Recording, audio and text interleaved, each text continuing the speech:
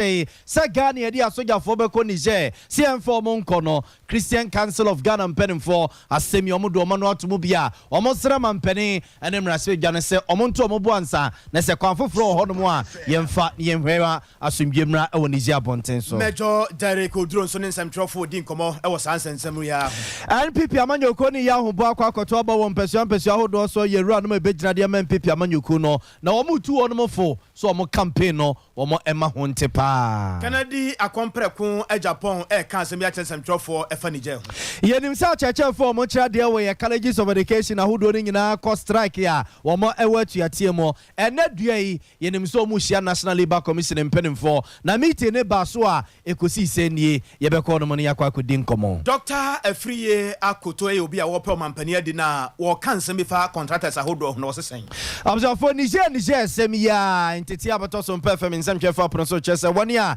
a tall Jenny or Memuna, Esu, a dear Semnesi. And you may Yabako, Mensia, Nayatremo, SDA, Asafoya. A woman shana fenso so na ya sabi e wo hodom na akuhie de wo pese. Observe for when you afro pinu ade akekese ne ne se kase ababia wo bia na nwumre ye ba na ye de ababesomo ye de asedama Universal Natural Clinic osemen kan chose se ye dompa se buo sa afreche sa todia fa ho no emfa nko ba bia se Universal Natural Clinic na wo so bana ye hye esiesi etoato dompe ne de ma wo na mizo ne 5G so na kase ye de boso mizo ne mu ahudo benum your bakwan kankwan ye de ye your bakuso so mango nkwan ye de ye ene your bakwa ye de abrobe enkwan ye ne your bakuso so a yakasa nua ba nyina de abom sa edepa nenso so esichire nim ene your 5G so no mo a 5G no eboa ama amo ahoden ama dwuma bia wo ye bia no watima ye no ye ne ye na wanya sika de agu botum 3A Herbal Center at 3 Eco Capsules abedwa so a koko die ne tatashe edro 3 Eco Capsules so a womaturi se kuku master friend Dr. Authority pen fagiatum anunti enye na eudwa so abzi omo na eta ye chi ama ye vemu a ba bia wo bia na nwumre yetimi abane ababesom wo wadwenche no nsusu obetimi de ababekan wa bra o kan wo ye social media platforms awodo ngina so uko Facebook wa ahaye Sompa 93.1 FM Sompa 93.1 FM na YouTube ahaye Sompa TV Ghana wadwenche eno nsusu o de bia ho no ma yiguso a ye be kase mama nwumre ni ye be kenkan ede amamo ye de ne sign na ya obo ma libia boga nwumre mene nana kwabna kese observe anya brain na fe nsam ne yenkomo ankasa mfama ye de mo hyase e de free Ghana mraswe gefiem ne ye de makọ Niger nsam no a abusuafo eboboba no na entity ya Sompa FM ensam twefo ababeto ya pono so e kire so odonfo ya domo a e free china no mo kosa no eko asama mampenfo asogafo mpenfo nyina e besia wo mayemo no mo ababe ye nhyiamu ne nyina ye se wo mo ebabe sigina ye wo ma bia asogafo dodo a wo mo ede beba besia e na kwankro befa so mo de be kono na nyina mo ba bedwendwene ho ewo enkrapompene mantem na busiafo san hyamu na eba so no na ntete abeto so perfect nsem twefo prono so chese Ghana mraso gyafo no ye sama wonu nyina putupro titiru at Defense and Interior Committee a o Ghana mraso gyafie ma wo mo ene Ghana so gyafo mpenimfo ene bombo mpenimfo binom ekohia ekodidi nkomo ekohwa ahoboa Ghana yasrafo na ye ene ye bombo mpenimfo ya eno nte hu behia so my Ghana yesoso ye soma so gyafo ekoka ebibre mama mpenimfo de ho no mo edekọ eye ni jabonten so na sa ni meeting ni mu no ena mraswe geni owo mraswe gefie ma desia ewo busa no for baton pesia so yera James Agaga oko Defense and Interior Committee ne so a kwasibro ne kan se oye ranking member ewo so wo che so omo de wo mo ndisi amanyo kondi ne o maka ena wonu maka so o maka so omo ntiase ema my Ghana yemfa srafo enko eye ni jabonten so de bibia no no besesa o madwene bibia no no so a ebema wo mo asese o mo gina bia ne o mo ka ene se eko asama mampenimfo no emfa kwan foforo so enhwema sumdwie emra ni jabonten so sense ombe o madwene so o mo sesa sojafo ede akogu krumo no mo emra se medwani ma adehye wo busa no for baton pesia so era James Agaga nensem enie. Our stance in the minority hasn't changed. We are firmly of the view that the Niger crisis ought to be resolved through diplomatic means. Through diplomatic means. We are convinced in our minds that we haven't exhausted the diplomatic option and therefore should not start a war in Niger.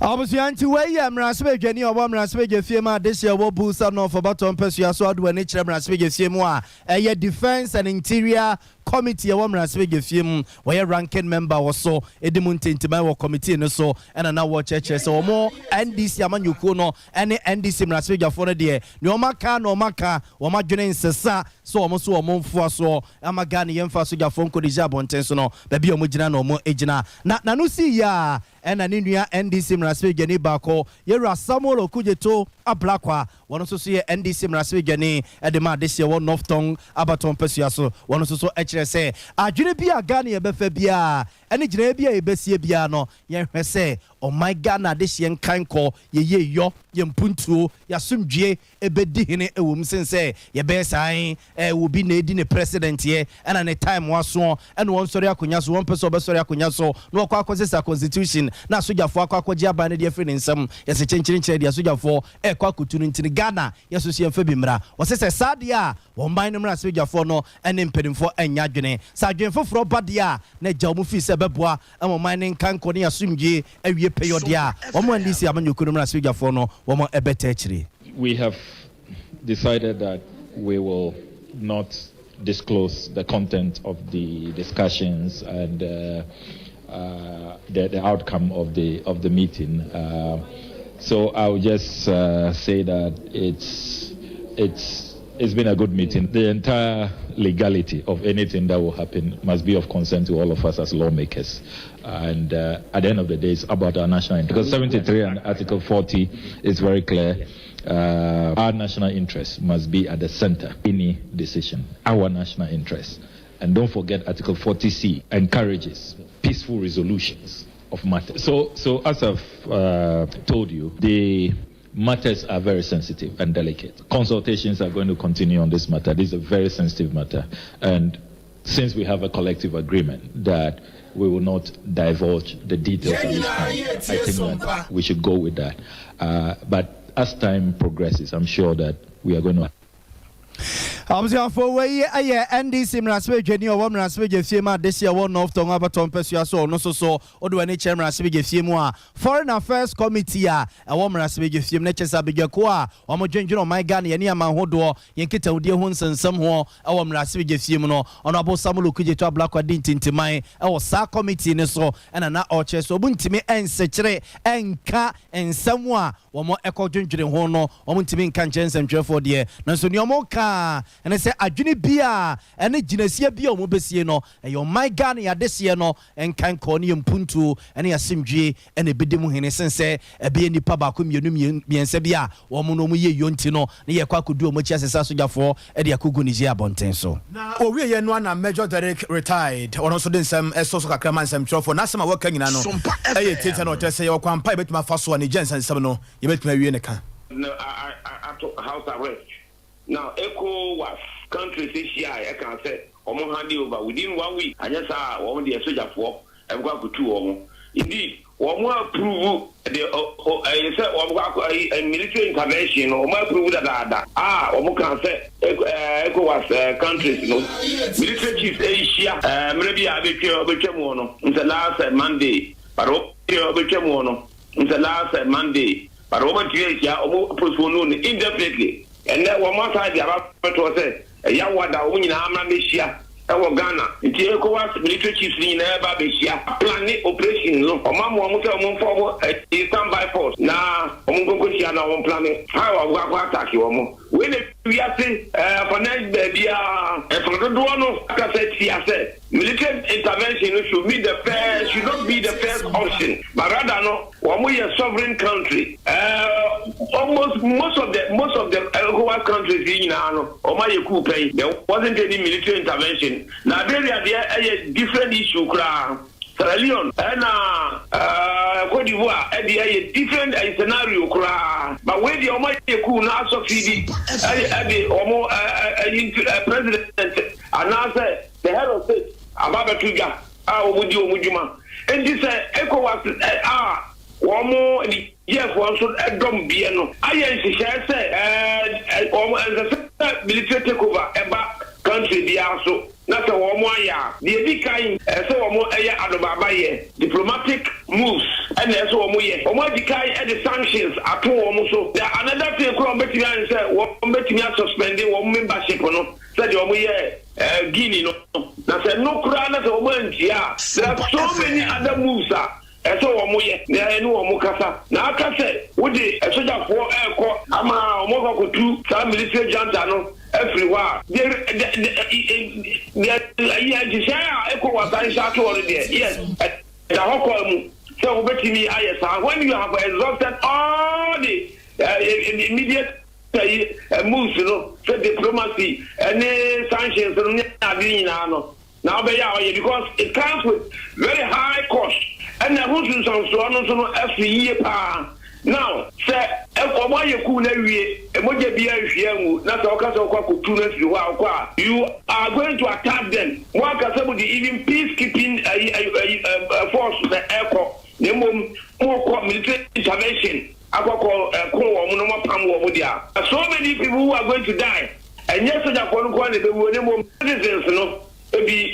wo ya utu se di pa be bre afaro do no ni je population ni nyina e ba ke wo mo ayisa kakra bi ani tu kwa na kwa kokum wo mo nyina na wo de yon akwa kosi so wo de fama ye ku a Ghana fo ye dom ye tini isolate Ghana nko a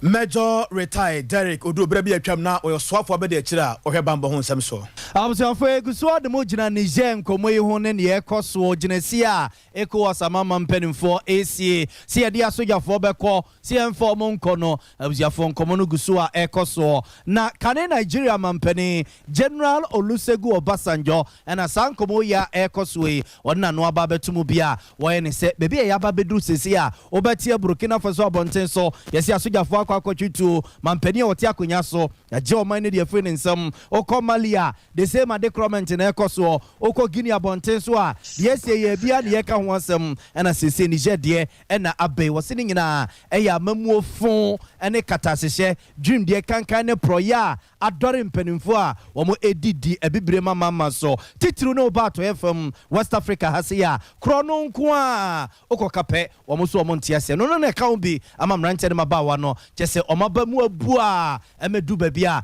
na wo sa sojafo ne bam ebeje oman no edi fra amanyofo ensemo no General Olusegun Obasanjo na amanyofo ne di nkomo ede afa aginasi a ECOWAS mpanimfo ACA so mo dia sojafo be ko Niger so mo mfo mo nko ene wo chese babia yakwa ko gina sese no akwa besepa ene ko na han na onfa so bo bia sa mamuofo no a mpanimfo no bu no kuremu no eno ne ka ho am ya ba bedu babia yadroi. The situation we are in is simply, let us put it as it is simply leadership. We are in bad shape. We are in bad situation because leadership and governance in our different countries, in our sub-region, and indeed have not been what it should be. And what we have in West Africa today is not just unconstitutional change of government that will transition to civilian or civil government quickly. I visited one of the countries not too long ago, and after 2 nights, I came out with the feeling that young boys who are in charge of government, military, are not thinking of transition, they are thinking of one generation. They believe they require a generation to bring about the necessary change to the vestiges of colonialism and bad governance. I would like to throw a challenge all young people gathered here to be bold and challenge status quo and conventions. One of the problems young people are facing in Africa is lack of opportunity. Abusua weye ayekane Nigeria mampeni General Olusegun Obasanjo ena yetene nka no dwumadie bia ekoso wo mayimo eye mankesi mabonten so na se dwumadie we ekoso no moto nsafre ne se ja wo mran no mfre ne monyamo metachi no de sansem yetudwa na abusua nije nsem ya Christian Council of Ghana mpenimfo esoso eduoma no atomo bia wo mo sre ya manyofo no wo mo sre mampeni na nado danko akufado ene Ghana mrasebe dwa no se adwene bia ombefa bia he ejire bia ombesie bia no wo mo ehwese o my Ghana de hye soso no wo mo ebedwene Church for Penny the Christian Council of Ghana and it is ansemi etuyenim. It is one thing preaching to the conscience of society and individuals. It is another thing for people to adhere to whatever advice you give them. So I believe that the church may not have spoken directly to the issue, but in very general terms, we have been speaking about good governance, doing the right thing, not cutting corners, not trying to change constitutions to favor you. We have been talking about those things, maybe not directly. But the point is that no matter how much or how many times we say this in our pulpits, it's up to the individual to adhere to it or not. Yes, and we continue to do that. Every Sunday we are in the pulpits and we are preaching. We are telling you to do the right and not to do the wrong. But believe me or not, I'm a 70% Christian. We preach that we should desist from corrupt act, and we are still engaged in it, even up to now. So it's not only the politicians or people in power, but it's even the ordinary person on the street. We keep telling them the right thing to do, but somehow thing is very fast. And let me also say that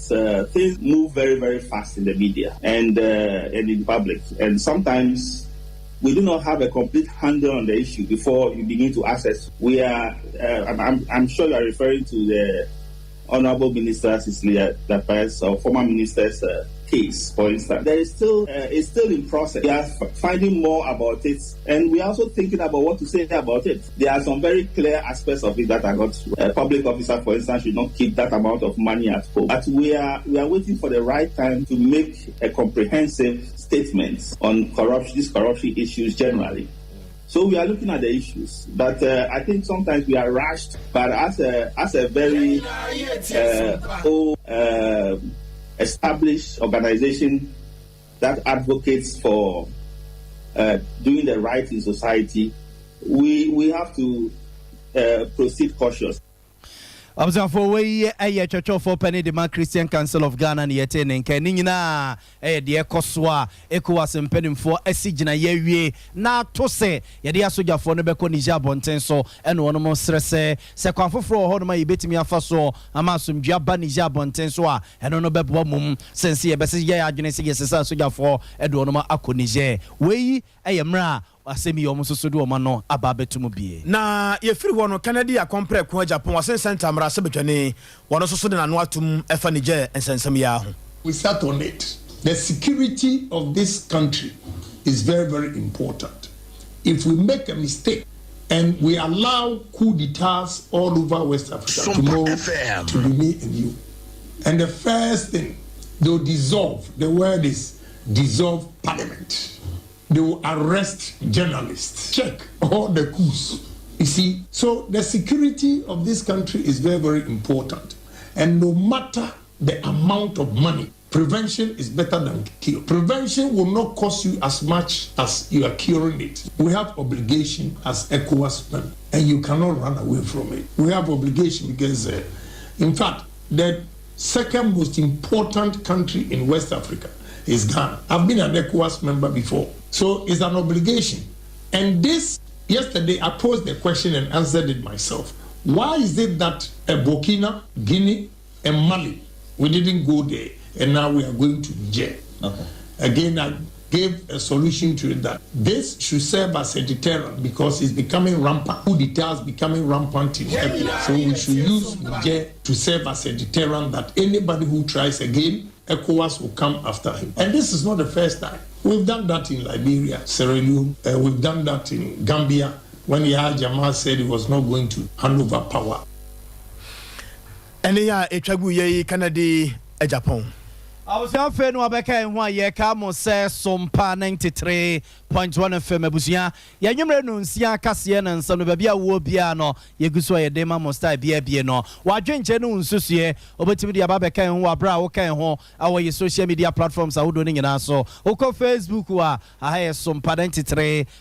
FM, Sompa 93.1 FM na YouTube Sompa TV Ghana, Sompa TV Ghana. Wa dwenche no nsusue o de bia ho no mo a abusia guso ye beka se ma mo no ye beken kai ede amamo ye ka mo se oti enka o broni afumantem ne mo a aha Sompa 98.9 FM, Sompa 98.9 FM and as oti enka obuno ismantem ne mo say ye techiman say enkransa say ye kentampo aha so Sompa 90.7 FM, Sompa 90.7 FM so ba santimantem a Sompa 93.1 FM wada menti enwumre ye kase no ne senti no egiba bia e wa santimantem say and as our yen and I was also tie our TV so I say a Sompa television, Sompa television adamenti ye ko wiase afa na nyina eko eye bebia wa dwenche no nsusu wo de ba abusia de for social media handles no a ye guso ye beka se ma mo no ye bekenka e de ama mo ye mfa mo free ne share enkomo yi ho ene ye ko wasempanimfo no wo mo anamontu mo peso mutu no ho ye mfa mo konsem fufrum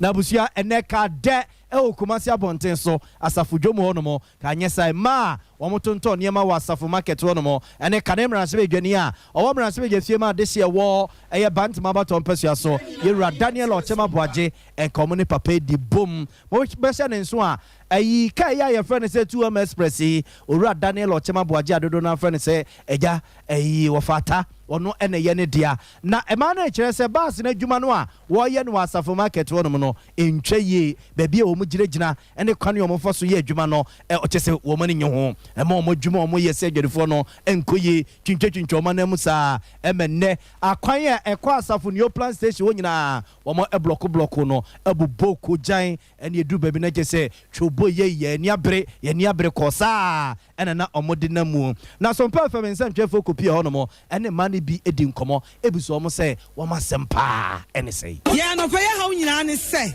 asafo market ya ne atena abo ye bra efi ye nkola abram de ehwe ye mani ye kunu nom ehu ya ne se ye bibi wo gate na no ye de ne anim se gate no ya ma ye eti atwa na monko bi sa wo se ye gate afa ye hu ya na ya da ne station eti station ni ba so ye company fo e wo KM ye ko KM no mo se nya abotre e hwa ne ye kwa himfie na nanom se nya abotre ne nya abotre a ade be chi bia bebe bia ne ya bibi atwa so ade be chi bia ne ya bibi afa ye hu ya ne se 2M Express ni na ya bebo e ho na je se aye station eti se obu be so obu tue ya no aduane guo yesu ya mpem mo tue no aduane ngu ye timi hu se siga me ni abani ankasa ebedum na bia beba no ya mpatai ni e bia de kasi apake mu ni ya de kasi apake ha eti se ade bia start foforo no wa mo ani amra na bedum na bi no na agensem eti de pese ka champion fo ni se omuntu na mo na mitie yo meyi sag ayi 2M Express no efro office wo ni station ho on tena wa oni ni lem ni asua ni lem anya sa ye be fa ya ho agye ara na ye tia ye ton ye no ma ye ho ani hu se 2M Express fo no ko ma ba be ye ayi wo kwan no ye sunya mi enum no kure no ani ade hwe mo papa no ani ade ahwe mama nyina duru sei enti se sie ya pata ya wasi ni wei ensuo tokula ena mapatani mede me table si wa kura menya baabi mfa me no mawu sa yakoba bia yakọ ntwini ho yakọ bia wo se ewura bia yewura yakọ ankwasem kọ no muka kire ho asaf market for asaf fo nyina ye bobotwi ye ntu aba maw enene kira ye be ma ndisi fo aba ewura asaf market fo na target susu ya de bede ye be twa ye ha pa ne se baabi 2M Express aba be gina e ho ye dwa no kwai se edwai se ho wo bi kura twam no opa baabi ewura kura onim se ha ye dwa Abuja fonti waya mana egu asafo dwomu ho no mo nsem a wo mo editor Sompa FM nsem twefo nim ne enti a eno mo bobo ko jan ma ko jan short ye e wa asafo abonte so na no mo kire se 2M Express bus no a eye kanemra se bedwani a no wo mra se bedwafie ma de hia e wo bant ma baton pesia so ye ra Daniel Ochema Boaje ne dia no wo mo ho na papa yi wo mo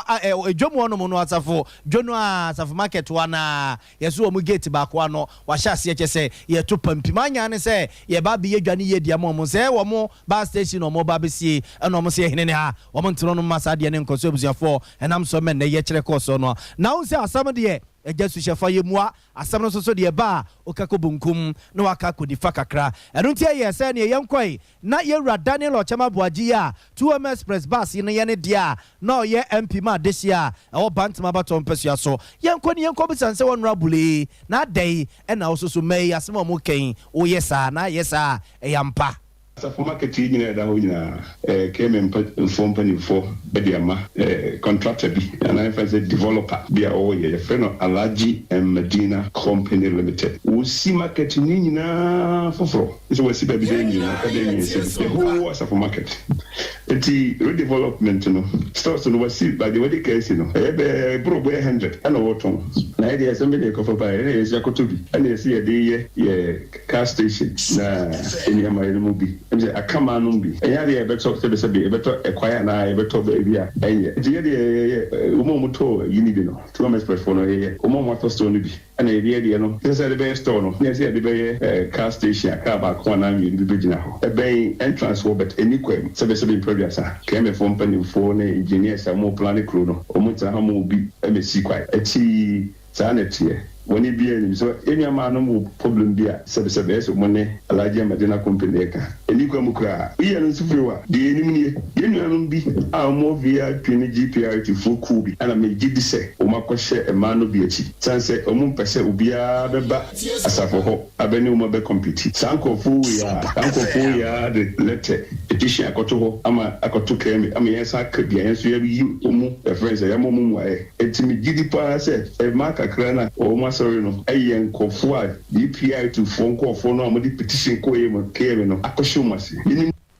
I was for way a canemra Swigania, no woman as we just see my this year, Bantama Baton Pesua, 2 and so by 2M Express, no, any dear, you're Daniel Ochema Boajineja, yet in Canana, Yanko Manosuniania, somebody Maya, or war Asafo, you're Ernest to kind, and concluding Communion Kubisa say, a ye say, Asafo market near the Ama contractor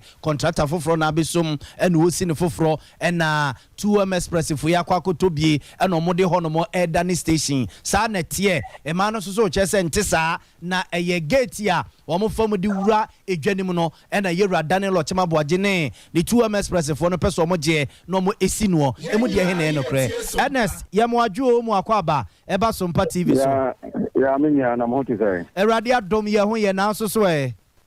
the ho adom me so me ho ye pa na honorable asem ye mu de na e no kre e ye sa asafu dwa no asafu market gate no any aton dia ma eyi Daniel Ochema Boaji 2M Express for no ama musi no anase esi dware na mo dia ma contract na contractor ni sie na wo mu 2M Express for no ma ba begibie e de yetem na chechire mu asem na tese pa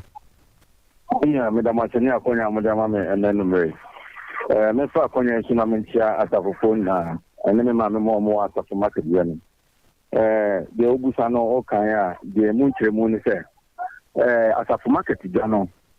And I'm saying, I'm buying this or the best in here. I'm a private developer, OC, redevelopment of that of market. Said you see a year, dinner, see junction, or the AC as one senator for the no, 10 years for the no. Now, the point now, contractor no, at the buyer no. A January year, and to sign the degree and a bedroom.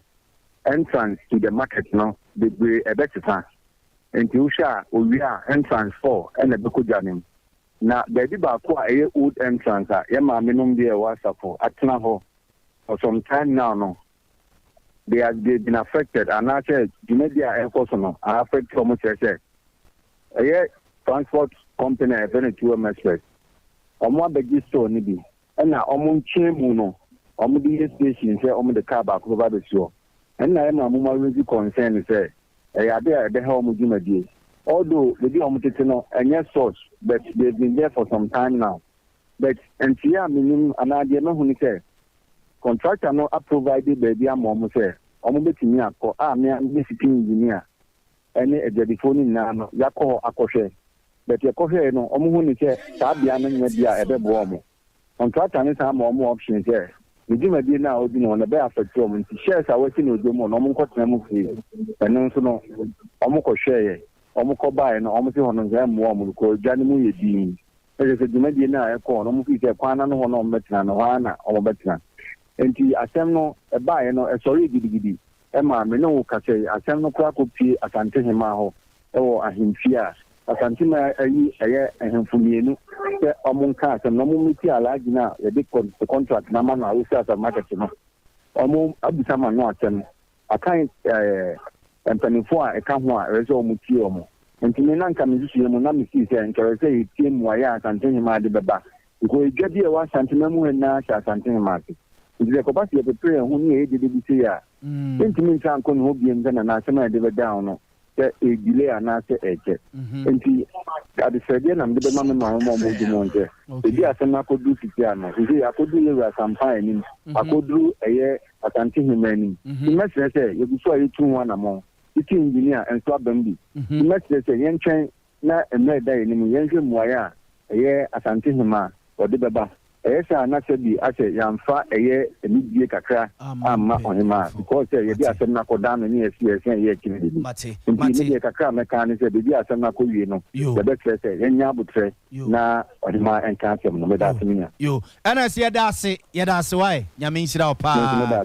I was for somebody my war a year as a for ya. As a for marketing na SNC and next to kind and in a quackudin commono. Ta efriye akoto airport mampania di e Ghana hase na eba ne se ya wobatia we semeta we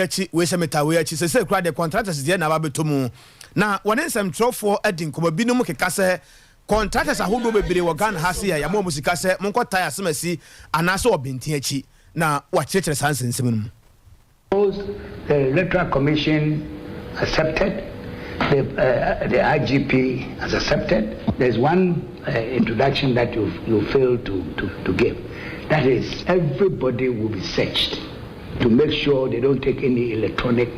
thing into the booth. So they will do what they use, like you're going to go onto an aircraft at the airport, the way they scan you. The same thing is going to happen to each of the 960 to make sure that you are not carrying any item which will enable you to take a picture. And physically, it will be done. The IGP has assured us that his top policemen will be distributed across the country. They will be in charge at each of the booths. Has assured us that, so that local.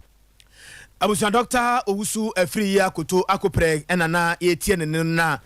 ye pede na wo kansam ade akere NPP amonyoko na nkasa kire se ba bi omre nam ne omoka no ombehwe yi a omohwe yi. It really tells you that there's no discipline in the party. What is going on is a classic example where people are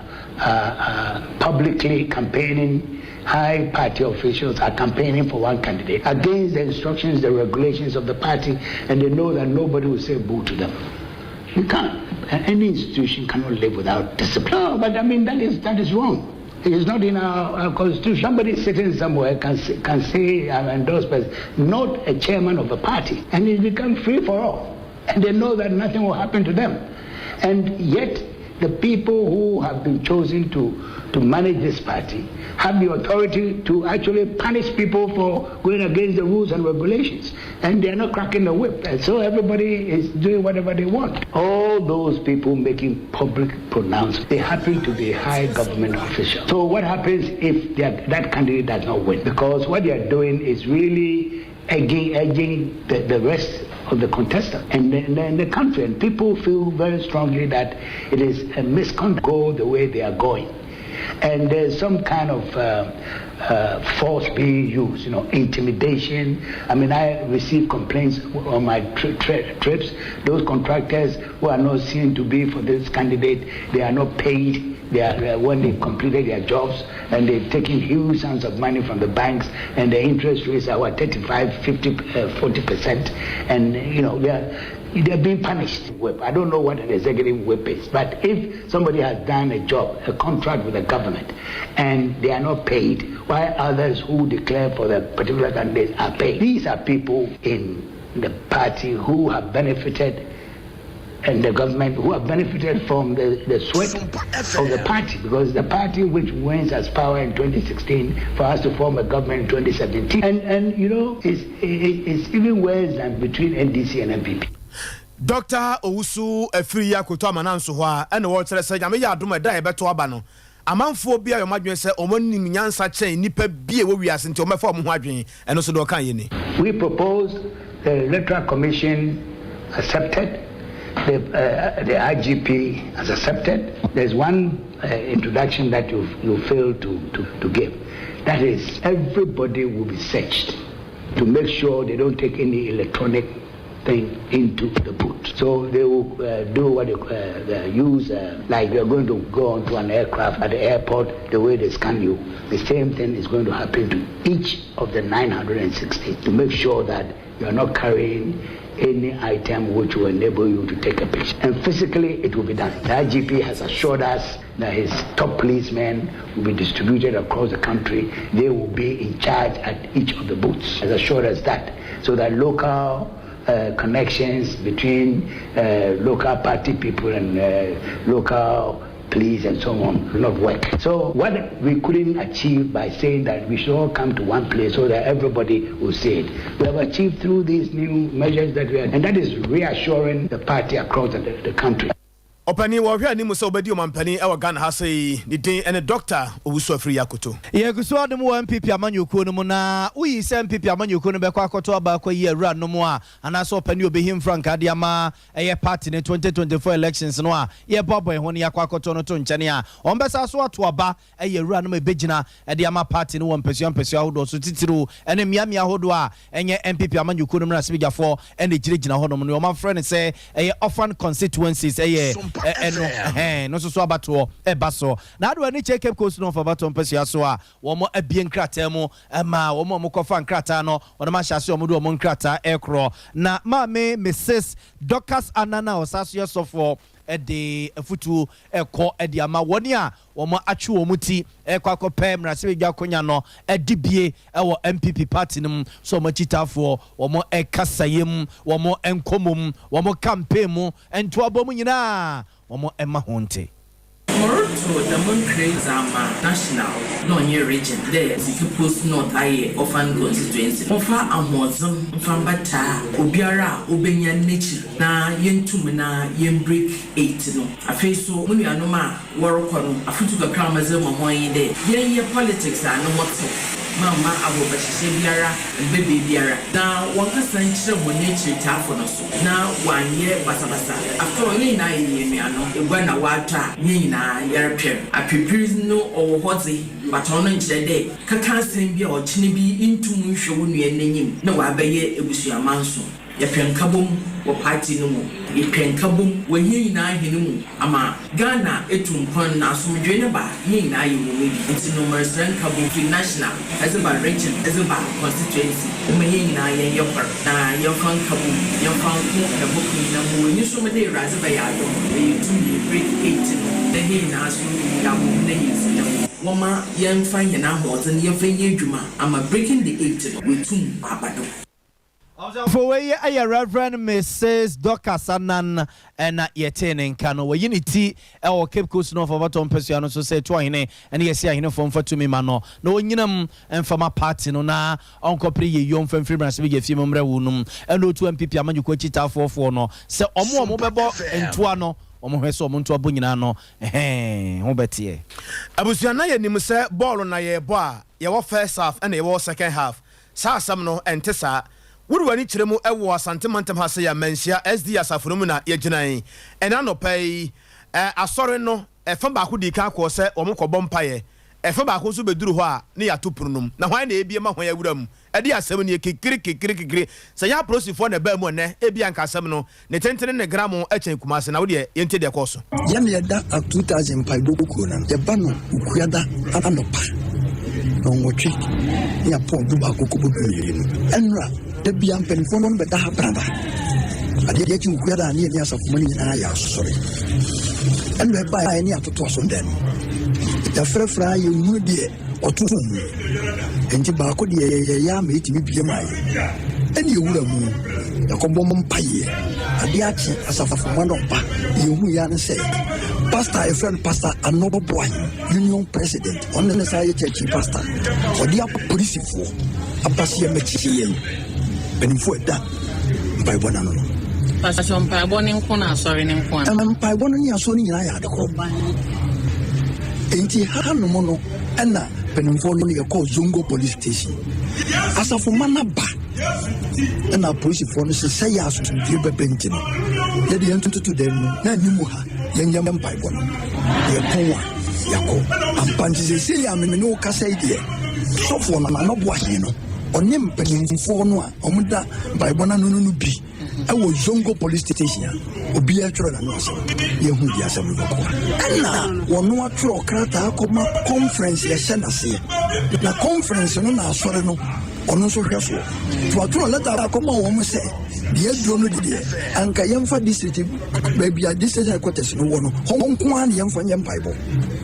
ɛna conference no mfa leta mmerɛ yɛn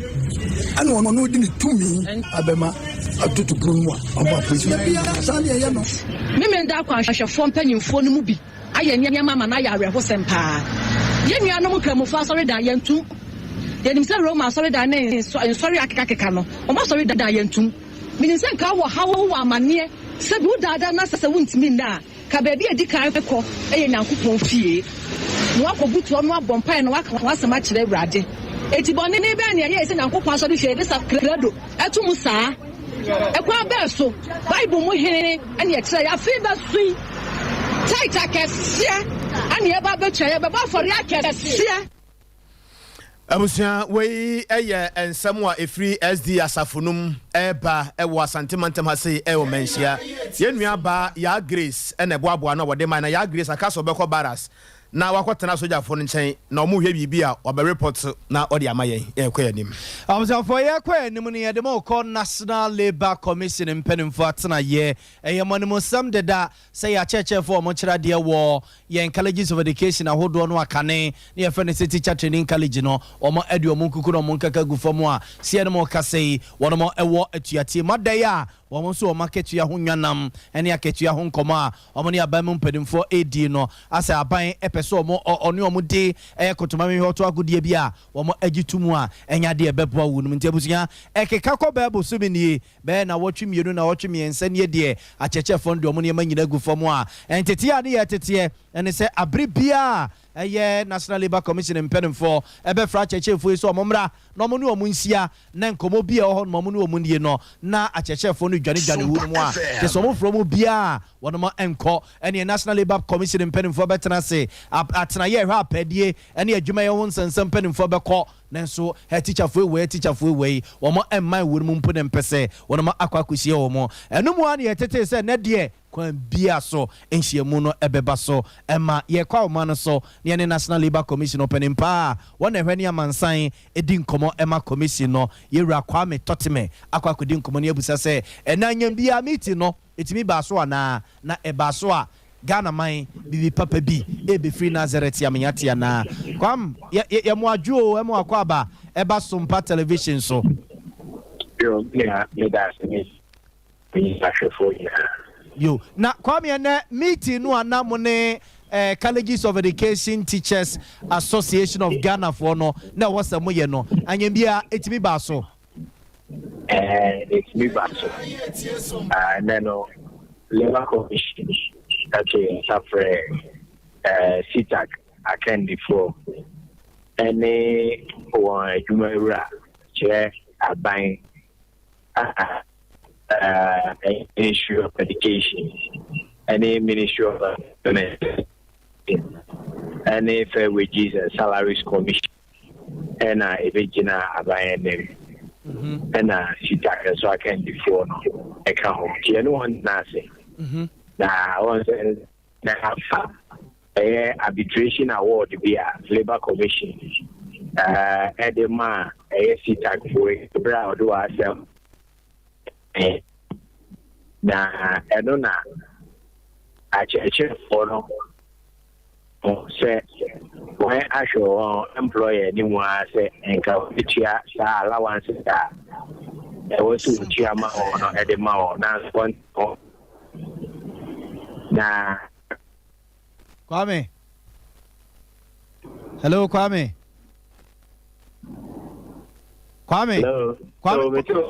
Kwame wadama mesro jina baby ananu no uko jina ye no mesro so obesa kwa jina wo bio na ye nkomo no ayede etira je se meeting ne de abawie ye no meboa mowie meeting na bawie na ede ade papa e na Ghana fo bia meeting ne bawie ye no mo wo de ema yen strike no womo etwe asensen anase de na de ne kosi yo na acheche for kapunku no 15 days in Libya I was a onko 55% I was in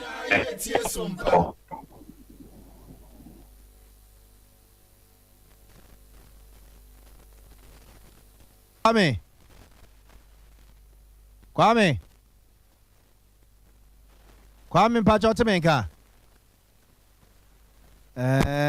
for ye ne openi Kwame Toteme ya okasa edema National Labour Commission in Penimfor and I say atena ye no na edin komo eni nyina eye ne meeting a womo eni acheche for mo kira de ye colleges of education no ekokoye na nke pese ye hu se enti no omo ba ye no a ene de ben prensa o se mprenan so a omo afro ma no omo mfi omo no a ene omo ba ye ene omo hia ye no asem ne sei strike no 15 days leave ne hwan no ni nyina twatia ne se omo nkokire ye mana de ekusi sa na ano ne ye hwese ye besa so anya kwa me bie wo hama no so ye ntetie ne se wo dravo wotika mu a eja wo dravo no ntina ma enkomo no etwitwesi sa no ye se twatwa homa no se ye nsa ebeka ne bie wo ye wonya ma yi de kwabna nto aso yo kwabna ye so wasaba ye so wasaba kwa me wotemenka yo me we the mo fan check na nkwa free nka me ba Kumasi. Oh okay. Na Matias na kwame wadamo enti nkomo no ni nyina ekosi sei da be na strike no wo mo ende no makokire mana de yo me da say once Labour Commission ya directed at church for no that so emfa strike ni so wa no enko chade na ene issue mu no ya ka chere wo employer say en krata sendi wo hono ma e wo se o trete e de koma church for na obre Labour Commission no copy at church for no e don't see ya share one say within this period to the next 2 weeks I'll be reporting to the commission on Pankrata and Nafi at your chair for so enquiry of the strike. Ewo bra en Kratano ebeba I dia dance yes and share ye ma won wo bra wo call negotiation ni na ema NLC ema sa arbitration award no when the aye juma na ma church for no so atimi anya to me yes say they are a group enjoy my anya and say they will have to call an emergency meeting with their members and then present what has transpired to them so that they can also accept it and based on that go back to the classroom and teach because on church maybe in the past times are wow and you know na correct sense and the hobby at the amount or if say to be young cracker no dia edi dance here a church a fedi or a barbecue of course August one employer me at say 55% salary allowance I also on second ebebaso NLC so direct you on say 15 days leave bia enka I was actually for you now enjoy it you know the near free permission on more for ya direct you on say Ministry of Education and cultural and come all the principals of the 84 colleges of education now on granted access for no salary them I want entitlement any in your man can be a count any na the say on back where san crata no going do now the Labour Commission now on my copy at church for not based on that at church for is what's my quality of the strike Ben na watching you no dear na just say kukuru ni nyina jai na strike no na just o ma call off na o ma kwa adwuma meboa kwa me ne wo de me na wase wo ba kumasi de wada ma uduru kumasi na eja ye di nkomo na se wo so bakra na ye tena se ka asem no a na ye tena se aka e wa fidie so why Mati nyenya me de yo nyame mfa wo so mra ye da se pa abusafo ye teme na okasa e de man National Labour Commission ye gyinamu wo ensam foforo mu ana ensam a efiri emu ba ene se ade se ye wo amanse central e wa santemantamu e kire se asem ha wo mu enkanka ne wone ye wo asuade o mu kire se sense ne kuadwuma na o mo ye no o mu nyina betena kumase o ma firi nkura na se ho nyina betena kumase na o mu nyina betena kuro ne ke yeti ade e ho be ye dwe pa mpanifo mam galamse asai wo mo japade nyina da yentie wo yeti se sisi ano galamse no ye kwa no ye kutu kuku ura ye afumpa wo kokoro na ade chine ko fumko na ntimi ma ye kuku na aka mu ye hu se ye ko tikuku no ye mase ko ansa ni ma ja okro enu anko ade ye ba ye na bufu ye no kasa ye ma ye buti ga yifo galamse wo en vokache wo master no hu ya se ko fi fa machine ade ba bisisi fi tipa ni ma ja okro e kwa ni ma anye ma ye ya su yuri mu ho se firi akwa just stone through ye mo ho a akwa ni fa kwa ya se me ho no si ali akwa nko na enye elenkriya ya ke na elenkriya opotifo obetata obeba abecho me be say be kai o mbosi abeche ko tumu 3 days no be ababa me no ka say once e ba yo na me kaka na wo je e ba no be say kuru be say sase me kai na ba me hin no adaganya ahe no me be chi ko tumu na nsa awo je ko bu no bail ababla me nya hwio I want some be kai enti sa aban wo mo aye na de do ye de kura okuye how are the player go say go for be so obutu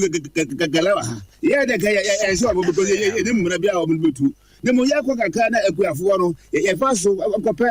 adori ade etuku go ba no how was say no e ka den ya che e de ko be mpanifo nyina atena se e ka bia che obunti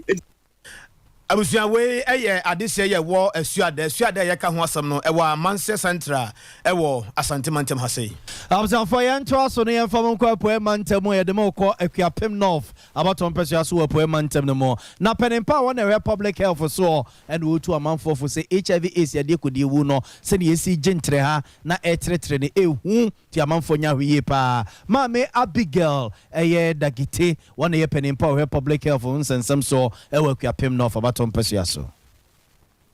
HIV ye testing woman no ye test no ye nya nipa 93 ye testing woman munya ye out of the 93 no omo the ages of 15 to 19 no ye nya nipa 9 omo ye HIV positive and between the ages of 20 to 24 and ye nya nipa 19 let's say ye membru bebrena enya HIV ewo ye municipal ha in fact nana no ye sra no odwura ne ba so no ye sra se ye di ntutuye ni nyama betu ye ama emebunu ye betumi a control ama ye if say ye dachi no bo say yare enya bo say sanya teenage pregnancy ni di family koso ewo ye defeat mu ha ye dachi ena eja conformity yesre na no mwahie na mwaboaye apomodin fo so abuzia forma ya no na esi wo mo te fore wo mo ho te bata wo mo ho sa no wo Akuapem North abaton Pesuaso no akiri Mame Mabel Ametepe so eye municipal health officer wono so de kakra so say emaya nya esi no na boys no so numwi ene adubone nko a substance abuse related conditions about 17 emema 17 ye nya oba wo mu ye call prayer camps so ye nya 43 ye ayo mu report wo hospitals in say substance abuse no omo impose danger bia to themselves and it omo person omo be report e wo hospitals. And it's a prayer camps near 45 cases, 45 no 2. 2 and you call prayer camps no within the municipality near 45 cases. Me no and 43 and so and mema. You call you get to so municipalities ni mo you call no. 76 abusing substances no so do combine cocaine, weed, prescription drugs,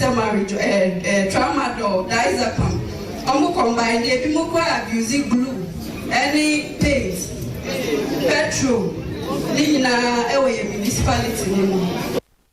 Abusuanchiwe mame eye Bella metepe ene yetene kano no so ne municipal health officer wo Akuapem North. Yenko asen North mansini mu ewo emfimfiri mantamu ye mame nom ne yere no ho kire se de wonyem kora nye de. First ne pa wonyem na ne fene ne de pa. Obi ye hia wotimi cha wade na kwa fonti obi anyem a na ne buafu enti om. We de enya me say so de ka kora ye kona sensu ato a enya asem ketu a okwan ne so. Enti yesre Assemblyman Robert Tete say yesre no omra no ommeye bibi emfa kwan ne ho ma ya nye sade a ye nto aba obi ani ho no mo beba ba beto aba man obi abiem nti yesre no ye panacho pa enya asem ketu a e ma meto ateche num krampo enya asem ketu a ekwan ne de enye kura ka kura ntimi mfa ho no yanka se won se ho so yi koko ne niema na wo ni ntino yi ka ne fa load na ebi kwa na akwa se ya ka kwan no so ntimi nkobi yesre ne se omra me kwan ne mai akwan ne nya kete boti enti fajo de nyame anim ne kura no wanya de kura wanya de yes esra na ala omla na omaye yamwa ne yakwane de awo ka obi kura mpo na ahwa ye fa ne nkodu mpo na ebia wa okwan ma na asa asem bi si a aye critical say bia da bi nipa no nu awu akwane nya kete asa kim fodwo e ma na frɛ wo boga ma na frɛ tim fodwo ezo mpi uju bekom no atwe a ba na ma weja watchia banema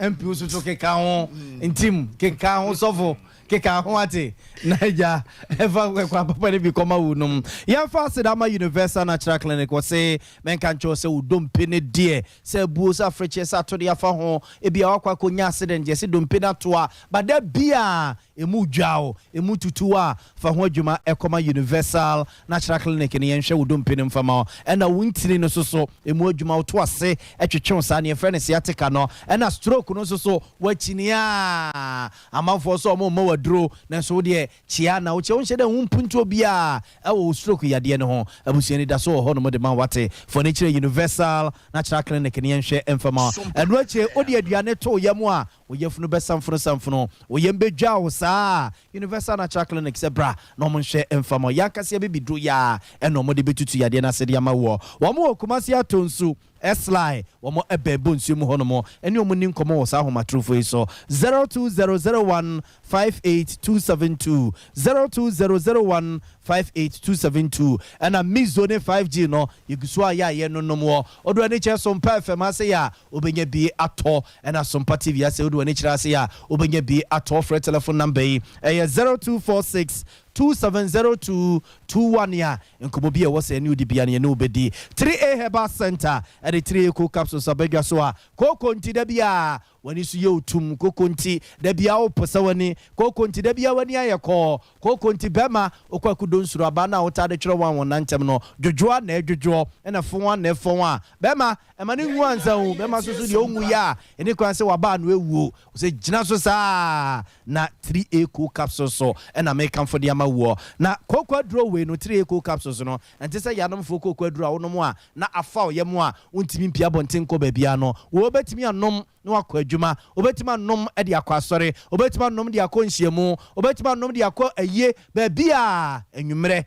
no wato bo na kese akwa yi niam na de egu water closet no mum abusuye sanse Food and Drugs Authority mpenifo agye atum no enya na pharmacy shops and drug stores ahodo for 0546 107107 0546 107107 7107 na yeni nkomo ye ka mo seconds hour ye ra Kennedy Kwame Akompre konkwati abo Japan wa we ya Central Marasibe gani ne dom ne campaign team esoso ababe jemre efiada enwumre bia no 9 edikusi no nsia Sompa TV so Sompa FM Kumase Sompa FM Sunyai Sompa FM Enkransa na kese omo ton ne honsem ne entia awo se MPP amanyuko atwa ene ne yesi anyene fo munya ne mugidie na modi tumi ma no tu franka edema MPP amanyuko ni nyina Kens our dwumadie so omo ebebrobro so aka amamansan enya yera Kennedy Akompre ko Japan mu gidie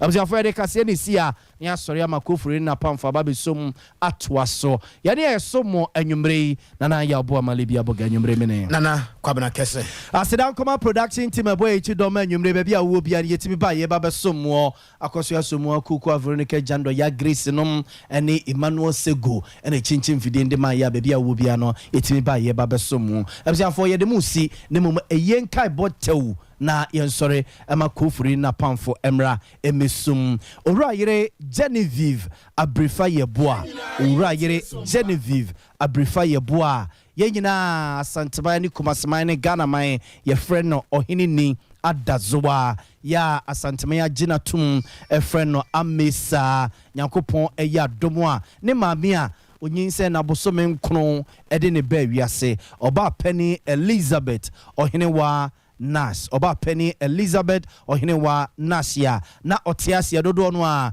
efrene Akosia Gladys no abusiafo maami akankyene gu maami front man tintini mu na onyanfie edioson enum onyanfie edioson enum na maami eyi ehon enhyehyeye enie nyakopo ya adoma memende be ya memende die nim ya eye achimoda Old Town funeral grounds on mo and ye de abriwati abetumpem ahomache be no na de na kese ye de abriwatumpem a adofo ne jamfo esu ekwakofe enu eni achi na abroso anopa ne de no nkron pemu na kese ye de enu eko eye achimoda eye public cemetery na yakwakokra na chikra memenda krono a na yefi wono ma no pano a na kese ya babeshia ewo achimoda funeral grounds na ye maame Akosia Gladys ya dimpa eye Elizabeth ohinewa Nashi na yiyo no atwaso eye memene da no eni free ewia premtobre edikusi anwumre no nsia de na busua atenase amadofo edinum eba betunumu ye wie memenda no a ye wie no na ye nwie ade echi na kwasi ada so a se ne ye twiro no aka se wono a ade nyinamu ye mfa seda ma no no ono a na de eye ye maame duma busua benfie doso num ni ena so omra emagina home ntieri ase de kwakoma no so ono a ne brem wato nsa frɛ ne se omra no ma magina home na sa na se asori ebekoso ewo Pentecost asafo a ewo achimoda eho ena eye na ase asore no ebekoso na abroso a anopa no nkrumpa mu edikosi premtbre de na kese na ase asore no so no ye de kwakugu ni asaso abeto ayiyo no so kwasiada ewa Chimoda public park wono a asaso abetena se na ya noma aberwatia eye sikasa yenuaba ohinini wedie ye na abusuame kwakoye no yenuaba ohinini ose ade kese ena ato nanino na abusua ono anko beba na me yie ba ye yesusu akwakoye nkuja nti eto nsafra santeman ye to nsafra Ghana man ye to nsafra wiase samomeka ye hwan na yenuaba ohinini adazoa ne maame edafomi yenkone yenkotechene re ne yenkoka no ho na onkra ne maame echi kra abusuya den kas enkabona siase ye sore ama kofuri na pamfo sum atwaso die waguo no eno na wutwa Sompa